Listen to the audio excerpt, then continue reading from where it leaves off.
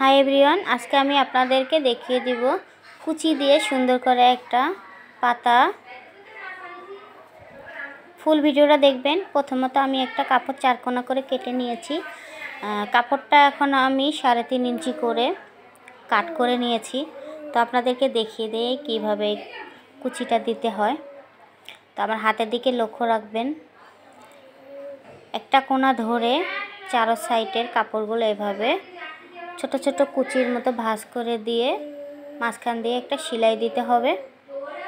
খুবই সহজ, আপনারা একবার করলেই বুঝতে পারবেন।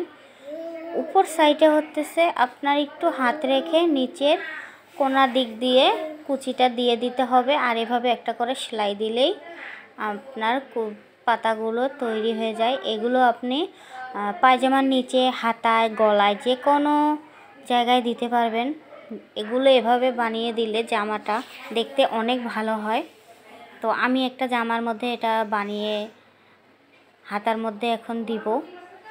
তো হাতার ভিডিওটা আমি পরের ভিডিওতে দেখিয়ে দিব।